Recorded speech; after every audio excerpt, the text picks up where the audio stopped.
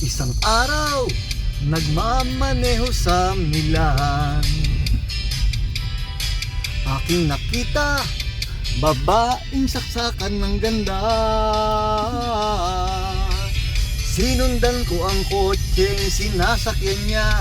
Hindi ko nakitang may dumarating pala. Hindi ko naiwasang kami biglang nagkabanggaan.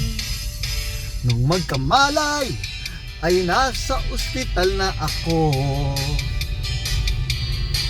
Inasikaso ng doktor na pili ng nanay ko.